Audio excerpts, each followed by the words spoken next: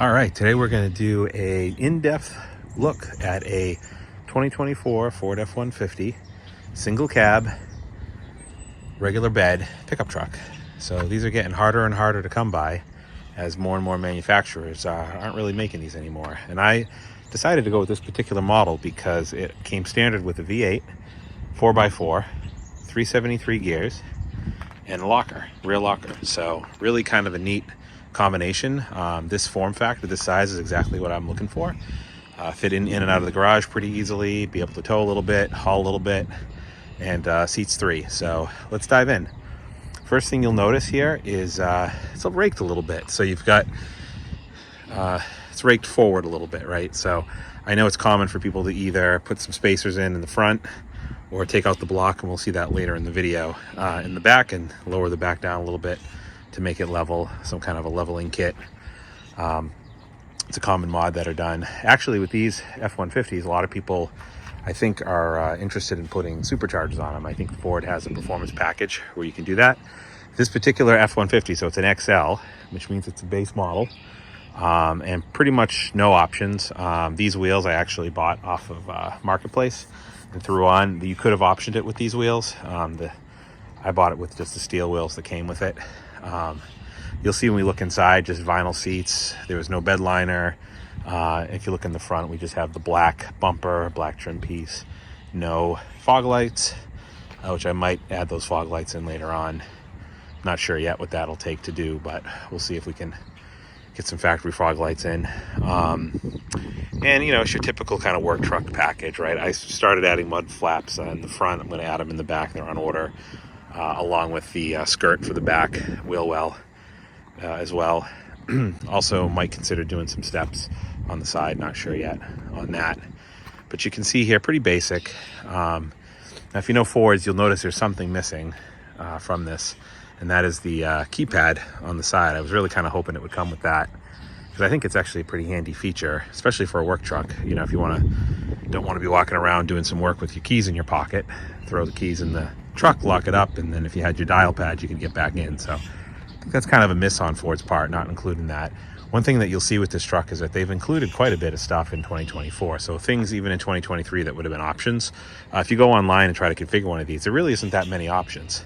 So you've got your bumpers, rear windshield defroster, which this one does have. That was the only option that this came with from the factory, was a rear defroster. Kind of see the lines in there. Maybe you can't, I don't know. But yeah, you know, wheels, and that's basically it. Not a ton of options. Fog lights.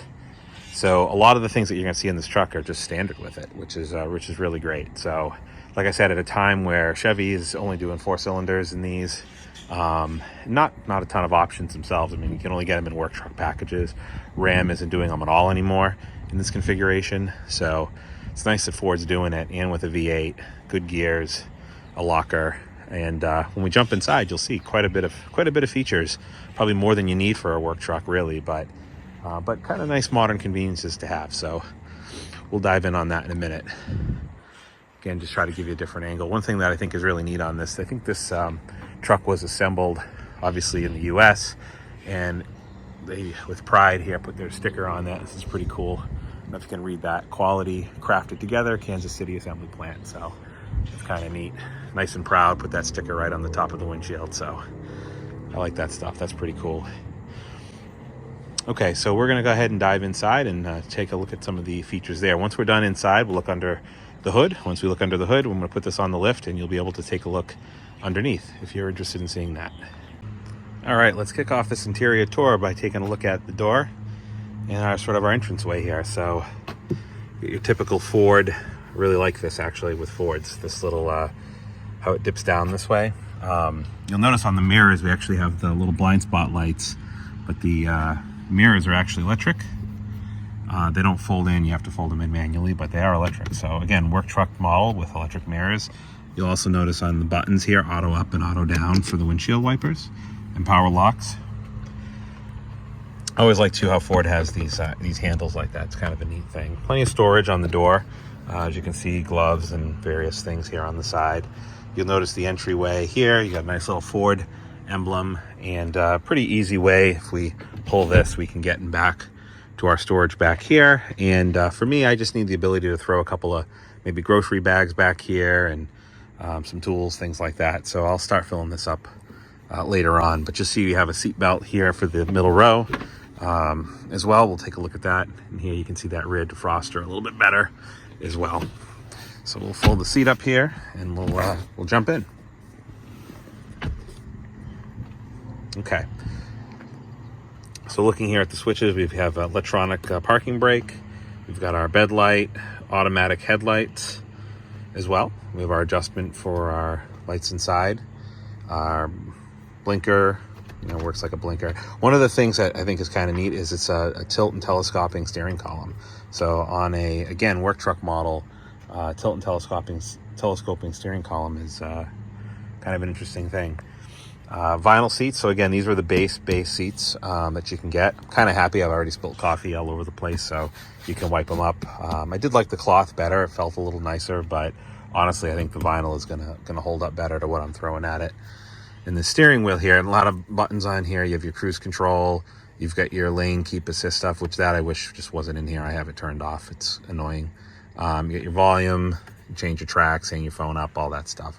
So there's that kind of for your steering wheel. If we look here at the center console, there is no opening here of this center console, which is kind of a bummer. That's not even an option. Cup holders are pretty good. They got a little pressure on the cups, so keep them from bouncing all over the place. And this little spot for the phone is actually really nice. It doesn't do any charging or anything. It's just a nice flat spot. And again, if we push this back, you got your 3 seats. And it's actually pretty comfortable, so pretty decent setup. So let me hop on in here and show you what's up. So if we look again at the steering column through the steering wheel here, right? So kind of a basic Ford steering wheel. Again, no leather wrap or anything like that, which makes sense for a work truck to just be normal. My favorite feature, you have a nice column shift. I know a lot of people talk about their favorite types of shifters. I absolutely hated the rotary that I had on my Ram over here. And for a nice truck like this, having the bench makes a lot of sense. So you don't want to have a shifter in your way here. So this shifter is great, good feel to it, and it's in a good spot. And your key, you actually have a real key, which is kind of cool. So you've got this key like this with the remote integrated in it, and we can go ahead and stick the key in and we'll just fire it up. And you can kind of see the welcome intro. Again, this is a work truck, so it's got all digital gauges. It can tell me that I don't have my seat belt on as well. You can kind of flip through. There's some different screens. So I've got tire pressure on. Let's see. We can also see our measurements, which is kind of neat. That's actually pretty much where I leave it, so I like to see all the vitals, if you will. If we move over here, we can see we kind of have CarPlay, wireless CarPlay. We have our radio. Again, you can kind of flip through these different menus here, see different things, fuel economy, things like that. Kind of neat. You got a nice little towing app built in here. You can add a trailer, check your lights, things like that. So kind of cool. Nice good size screen. You've got built-in navigation. I just use Waze on CarPlay for me personally, but what other features do you have? So you have your owner's manual in here, bunch of settings. I haven't had a chance yet to flip through all the settings, but apps are really nothing. It's just CarPlay and Android Auto. So that's pretty much all your features there. I love how we have real buttons. So we have a volume knob, on-off button, tune knob, forward, back, play, pause. You can flip through your different sources. You can turn the screen off if you want. And you have heat and AC. So again, work truck, you got AC. No climate control, so it's all manual. You control it, which I actually prefer, to be honest with you. Your four-wheel drive, you have these drive modes, and we'll flip through these in a second. But you have 2 high, 4 high, 4 high, 4 low. And if you push this in, your locker activates. I'm going to push it, and you'll see on the left screen here, our rear locker is now activated. So I can turn our locker off, and that's electric locker. You'll see the wiring for that later on in the video when we look underneath. And if I just turn this knob here, we flip through the drive modes. So I'm just going to go like this. You'll see, so we're in normal, balanced, everyday driving. We can switch over to tow haul. We have eco, we have sport, and then we also have some for four-wheel drive, and it'll auto shift you into four-wheel drive. So four-wheel drive shift in process, and it kind of auto does that for you as well. I'm just going to go back to normal. Slippery, let's see, we'll go back to normal. Here we go. So there we go. And again, your buttons on your steering column, you can control those things. You have your cruise control buttons, volume buttons, phone, answer your phone, things like that. Pretty basic there. You have your engine off button, which I like that. That feature is super annoying, the auto shut off. So we have that. You have your hazards, traction control. You got a couple of USB ports here. You've got a little hanger. I don't know what, maybe for a trash bag or something. Some USB-C ports, and then you have a just a 12-volt, old-fashioned port there. Up top here, you have some nice little storage. I've just got my Easy Pass, and you have, rear view mirror, and you have up here, you have your sort of lights as well. One thing that I think is kind of quirky about this is there's no mirror on the driver's side, or not even any kind of clip for paperwork or something. You do have a mirror, however, on the passenger side, I guess, which is nice. One thing that I think is kind of a bummer is on the work truck here, we don't have a door for this. So you have very little storage in your work truck, right? And so it just seems like it would be a really nice feature to be able to just have this closable. But you have your normal glove box, nothing really noteworthy. So I did mention on the armrest, you have no storage back there, but you do have it down here. So if we lift this up, you can see that we have some storage down the bottom. So that's handy. And of course we have a vinyl floor, factory. Again, no carpet.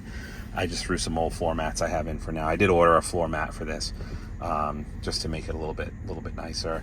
And you got some storage under here. One little thing I thought was pretty cool, I found this on the Evil Bay, is from the Ford River Rouge plant. This is a tool check tag, brass tag, and guys would use this when they check their tools out for the day, and they would hand in their tag and then collect it at the end of the day. That's how they make sure tools got collected. So kind of neat. I just thought it'd be something cool. Maybe I'll hang it in here, or maybe make a keychain out of it, something.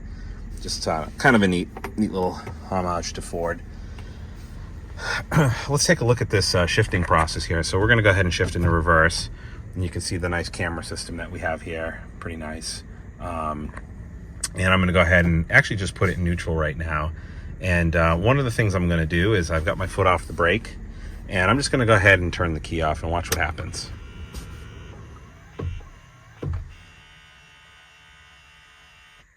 So it actually went and shifted the shifter back into park. So kind of a neat little safety feature. The other side of it is I'm sure this whole shift mechanism is far more complex than I would even like it to be. So, that's the drawback of it. But it does, a good safety feature, I guess, if you were to turn your vehicle off while you're not in park. So interesting feature there. And as I mentioned before, some other kind of basic features. So we have our, auto up, auto down windows, again, for work truck model, and it's both sides too. So both passenger and driver. So kind of neat features there. You get your grab handles up here, help you get in and out. And really, that's about it. For me, like I said, probably the biggest two complaints I have is not being able to cover this storage here, just because there's such little storage. And as I talked about before, on the outside, in the pillar, not having the traditional buttons that Fords typically have to lock and unlock the vehicle. I think on a work truck, it'd be great if you could leave your, empty your pockets out, leave things in here for the day, and then, type your buttons on the side and get back in. So anyway, that does it for the inside of the truck. We're going to go ahead now and take a look at the engine bay. And after that, stay tuned. We're going to take a look underneath. Now, this is a long video, and I hope you, if you're interested and you want to watch this, it really gives you, hopefully an in-depth tour of the truck. So something that I really like to see when I look at and think about buying a new vehicle. So stay tuned, and we'll see you in a minute. All right, let's see what we got going on under the hood here. So we've got our 5.0 liter V8, also known as a 302. For those of us who have been following Ford a long time, you've got your one kind of neat thing here is you don't have a cover over the top of the engine like in a lot of modern cars. So you kind of just see the raw, just V8 here, and all the hoses and wires and pipes, which is kind of neat. I mean, it definitely looks like a pretty complicated routing system for all of the various things here. It's not. I've certainly seen cleaner, even with the covers off, cleaner looking engine bays, but. Needless to say, everything looks pretty easy to get at. You got your kind of injectors there, and assuming your spark plugs underneath. You got your oil fill here, which I think this is 5W30. Yep, 5W30. You get your dipstick, oil dipstick there. Don't see anything for the trans. I know on a lot of modern trans you don't really get a dipstick, but this 10-speed, I don't know. So far the jury's out on that. So looking under the hood, another interesting thing is, so this kind of shape of this airbox, it kind of goes down, goes up, goes over, and then comes up here. So quite a bit of routing. One thing I thought was, if you look at the master cylinder, it's a pretty good sized master cylinder. And if we look down here a little bit, you'll notice these braided lines that connect to the brake line. So they're like flexible, and they're in a few spots. I mean, it's kind of strange. I've never seen brake lines with like flexible, hopefully it's stainless, stuff on there. You can even see actually that yellow tape over there. There's some painter's tape from the factory still. So that's interesting. Little factory remnants. And it's actually kind of neat to see a hose clamp on a modern vehicle. If we look at this, you'll notice the V8 stamped on the airbox. It's kind of neat. What else under here is worth looking at? So yeah, your shocks and stuff, springs look pretty easy to get at. The bolts for those things, I know it's common to want to do lifts or leveling kits, so that looks pretty easy. Batteries right here, front and center. One thing that looks kind of strange with the battery is there's this sort of just random stud, just kind of bolt sticking up here. So I don't know if that's a provision for something else. There's also like a strap, actual like cloth strap holding the battery down, which I haven't seen that in a modern vehicle recently. Got all your kind of connectors here. I mean, there's quite a bit of space. It looks fairly straightforward to be able to work on. So that's good. So that's kind of it for under the power barn here. Next up, we'll go take a peek underneath. All right, now that she's lifted up, let's take a look underneath. So let's start right up here in the front. You see we got quite a bit of space between the bumper and the engine. So some spots there where you can kind of get your head up in there. See the oil filter is right in front. Kind of a weird quirk. Looks like they have some sort of a draining apparatus here, a little pipe. So when you unscrew your filter, looks like the oil will kind of spill down here on the side. So kind of a weird, I mean, it's a good idea, so you don't get oil everywhere, but it's kind of a weird spot to put the filter, I guess, to have that problem. Anyway, otherwise it'd drop all over your crossmember here, it looks like. But anyway, you have a lot of room up here. You can get your hands in pretty easily. And it looks like an oil change should be pretty simple, something you can just roll right underneath and do without much fuss. On my Hemi Ram that I had before this, that was quite a project to get the oil filter out. So anyway, we'll take a look here. Come to our wheels. And this is brand new, so you can see already the rust that's on these parts right from factory. I might go ahead and clean some of that up with some Rust-Oleum. You'll see what I did in the back on that. The rear axle in a little bit. What's interesting here, it looks like there's a couple of connectors that are maybe not plugged in. These two up here, not sure what they do, but they're empty. So interesting. So this is an XL truck again, base model, sort of like a work truck. Let's see what we got on the other side, if we have any other. No, nothing like that going on here. You can kind of get a sense for how the rotors are set up and coil over. I think these little brake lines are neat. I don't know how good you can see them, but they have these little stainless pieces on them. Little flexible stainless hoses right there. Let me see me shine my flashlight up there on them. Okay, we'll keep going under. So let's step back a little bit. So now looking forward, we got our drain plug for our oil pan. It's in an easy spot. Probably will splash a little bit on this. That's annoying. And it looks like there's something that could have went here, should have went here. I don't know. This is kind of weird. This will be a rattle, I'm sure, as we're driving down the highway. I might just go ahead and delete on those. It's kind of weird. Yeah, I might just go ahead and delete on those. Otherwise, who knows, you might be hearing a rattle. There's your rattle. So Well, we have our, looks like our 10-speed, which so far not in love with. Tranny there. I don't see the drain plug on this. I don't know where it is, if you have to take the hole. Looks like there might be some kind of a filler here, some kind of an adjustment. Not sure what that is. Looks like we got some nice coated, oh, these are really nicely coated lines, these blue ones, for the exhaust system. Another side rear view of the front the front wheels. You have our sway bar, all that stuff.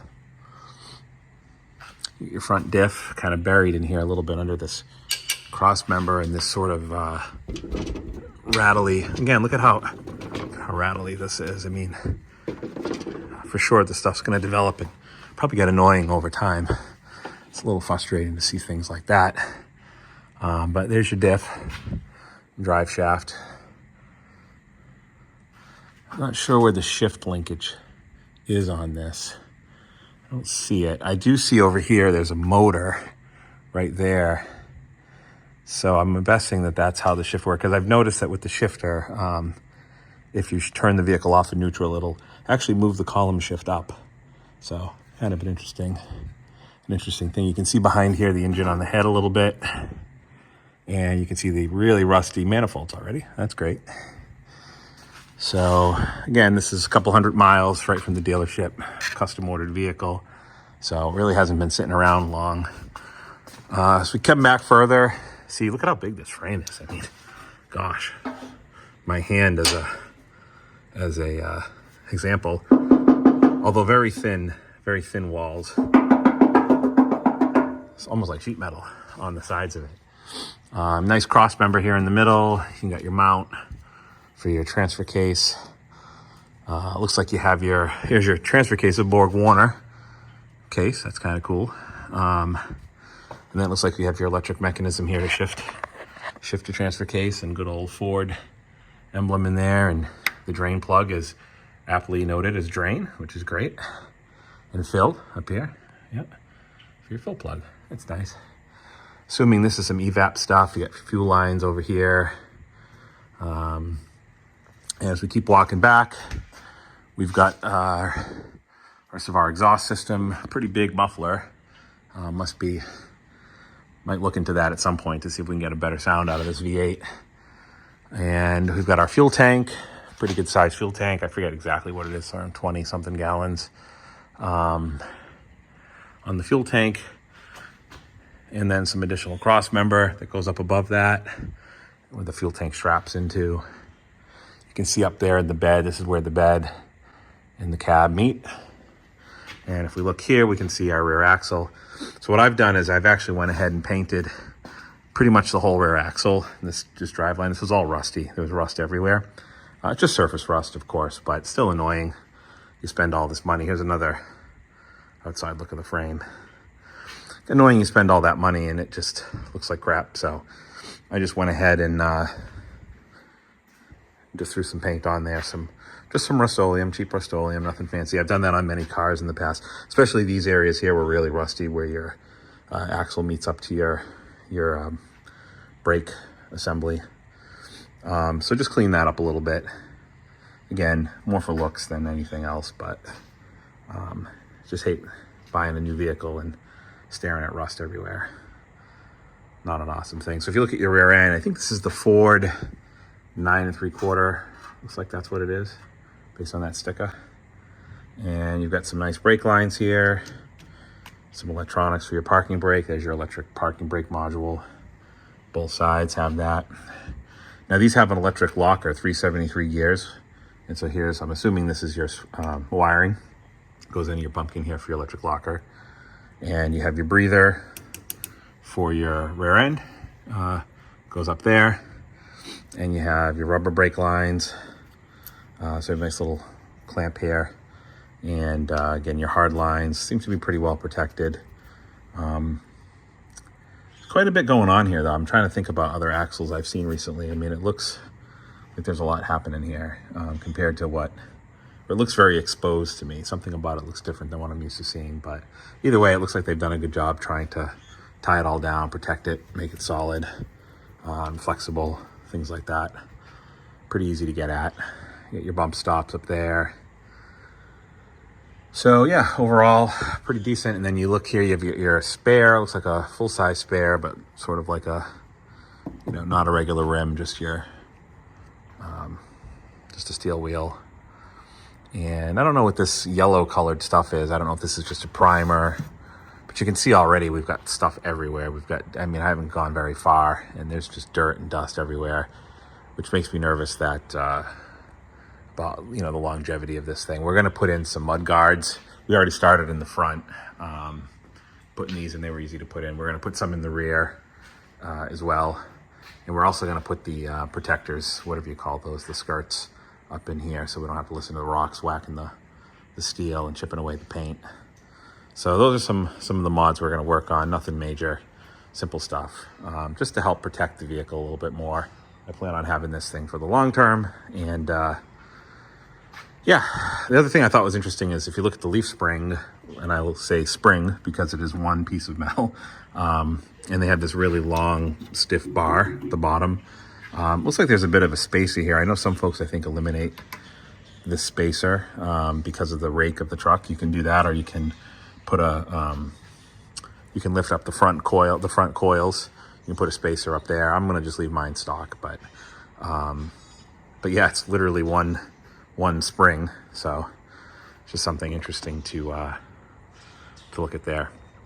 Well, anyway, that'll do it. This is the underneath of the new 2024 Ford F-150, single cab, regular bed, V8, 373 gears, 4-wheel drive. I hope this underneath tour was useful to you. It's always, I find it interesting to just see what's going on under the vehicles. And hope you enjoyed watching this.